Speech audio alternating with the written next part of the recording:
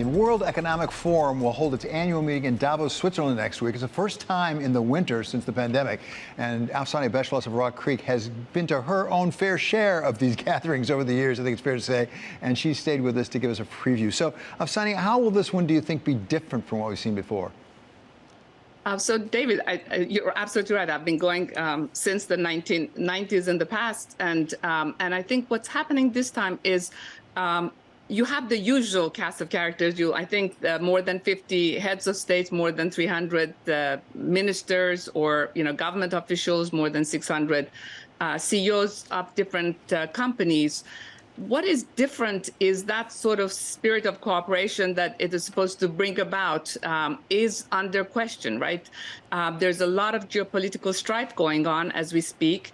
The Chinese, who did not go into the last few meetings in terms of the meetings that were not in person, or the first one that was in person in the spring, I think with maybe one person, will have, obviously, now that they have the COVID reopening, they will have more people, but not too many.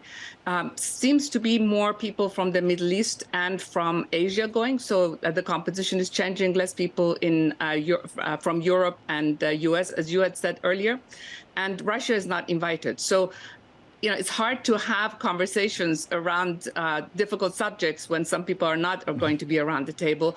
The big topic, David, I think, is going to be, the one criticism of Davos and the World Economic Forum, but also other meetings like that, such as COP27 and others, is people get together and there are a lot of lofty statements that are made by governments, by corporations. And, some would argue that there's very little follow-up. And that is really the big question. Will it be different this year? Well, Afsaneh, that's just exactly what I want to ask you about, because one of the subjects, for example, they say they really want to talk about is inequality, wealth inequality, yes, income inequality, which goodness knows is a problem around the world. And we will have some, if I can call them that, activists who really speak up for the less fortunate, and they will talk truth to power. And power will listen very politely, but will they hear? Will anything come of it? And I think, David, one of the issues is that you have the people who are in the building and the activists who are generally outside the building. Maybe they come for one or two sessions in the building, as it were. So you don't really have enough of a dialogue. And I think that's one of the things that the World Economic Forum has tried to change. And it's difficult. And it's probably something that it needs to spend more time on. But in terms of sort of inequality, the fact that inequality is bigger is a very big problem. The interesting thing is that, for example, in the past, multilateral institutions have come together and talked about how to work together on big problems, such as, for example, right now, you're facing huge debt problems in the lowest income countries. But it sounds like that won't happen at this meeting. And countries like in sub-Saharan Africa, who are going to have the lowest growth rate, according to the World Bank, in a very long time, are not necessarily going to be on the agenda. Let me ask you, Afsaneh, because one of the really themes of the WEF over years has been globalization. Does globalization help or hurt when it comes to inequality? Because I can see it either way.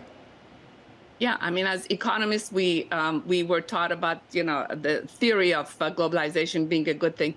I think globalization, there's, these big words, whether it's globalization or deglobalization, means so many different things.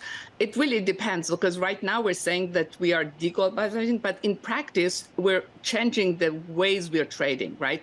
It's not going in the direction of trade, like, huge amount of trade going from China into other countries. You're starting to talk about whether it is nearshoring or friendshoring. That is still trade. That's still people trading with each other. So I think if we look in 5 years, it may not be the same trend of trade as we saw before, but the globe has come together and people are going to need each other.